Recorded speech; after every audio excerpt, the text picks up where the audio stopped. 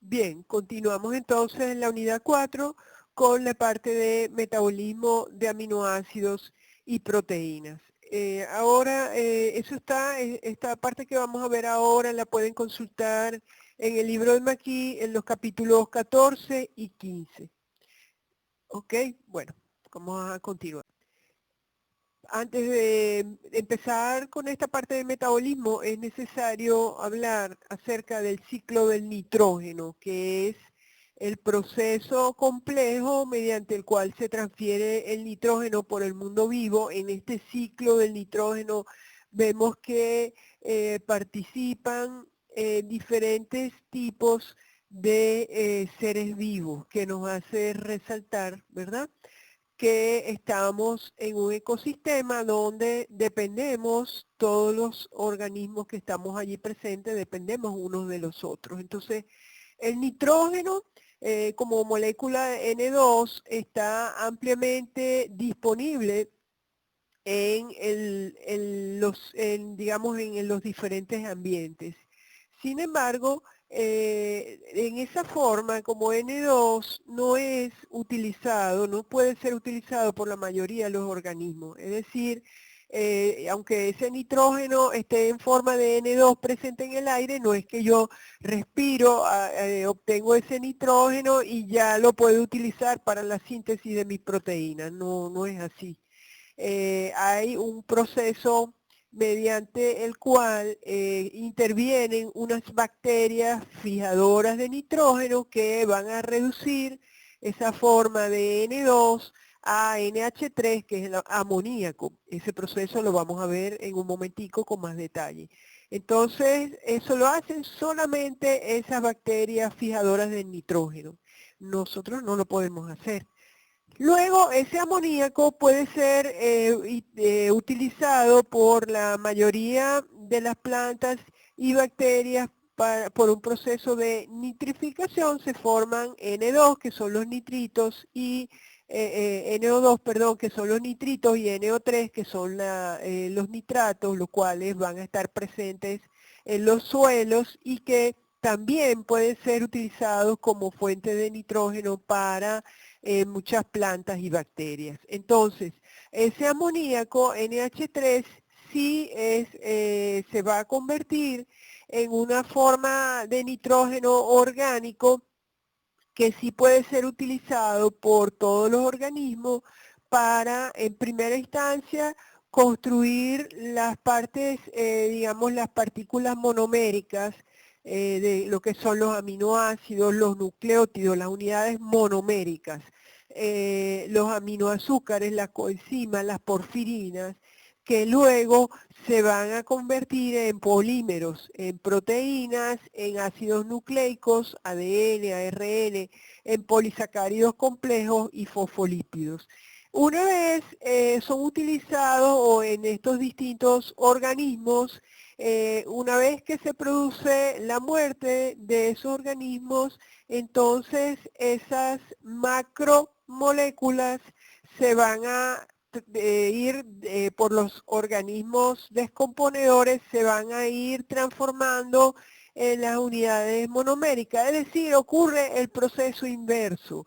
Luego se van a transformar, sigue el proceso de descomposición o de los organismos descomponedores, se va a transformar en amoníaco, también se puede transformar en nitrito y en nitrato que va a ir a los suelos, o ese amoníaco por unas bacterias desnitrificantes me va a transformar ese amoníaco en nitrógeno que va a volver a la atmósfera. Es decir que cuando ocurre la muerte, digamos, de los organismos vivos, esos átomos que están allí presentes con relación al átomo de nitrógeno va entonces a volver al aire, a formar parte del aire en un ciclo que está, digamos, presente en todo este mundo vivo.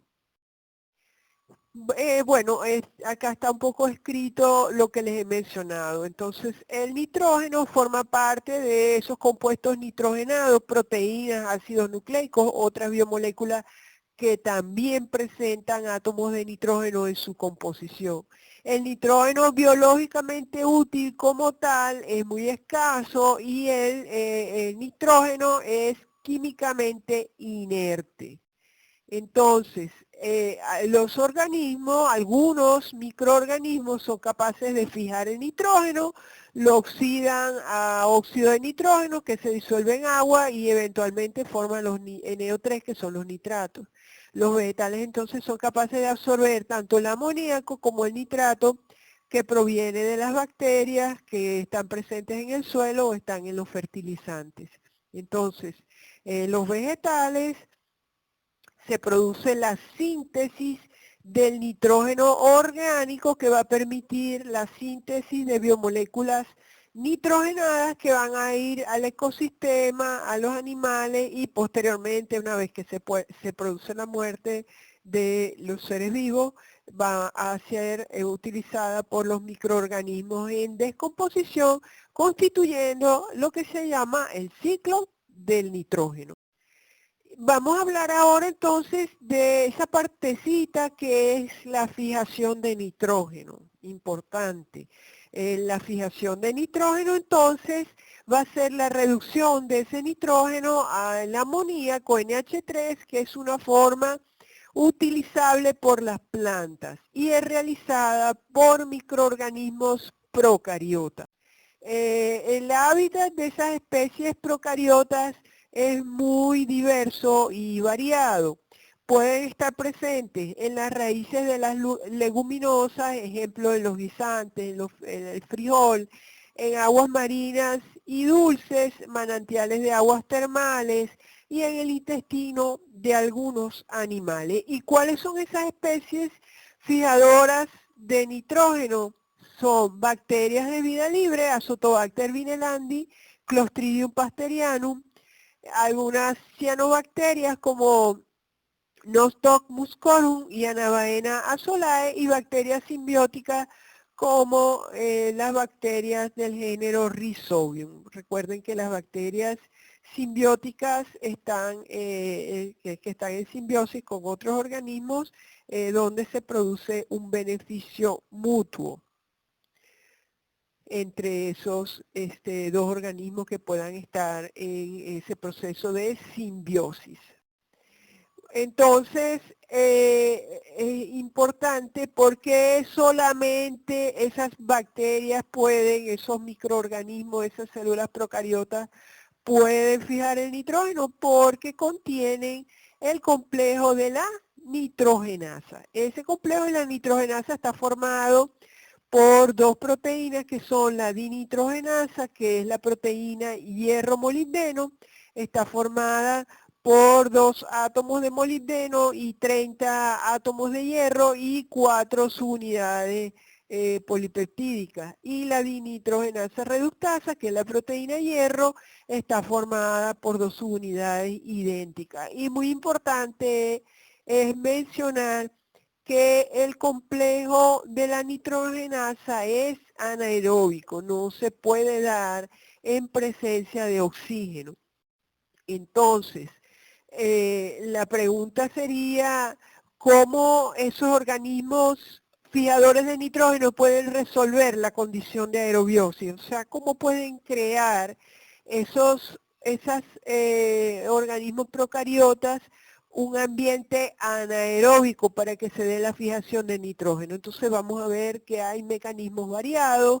Por ejemplo, Clostridium solamente crece en suelos en condiciones anaerobias.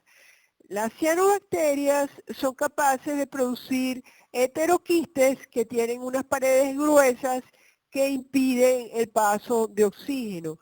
Y las legumbres son capaces de producir una proteína que se llama leg-hemoglobina, que es capaz de atrapar el oxígeno. Son distintos mecanismos para crear una condición de aerobiosis, para crear una condición de anaerobiosis para que se pueda dar el proceso de fijación del nitrógeno. Y aquí se les presenta el proceso de fijación de nitrógeno.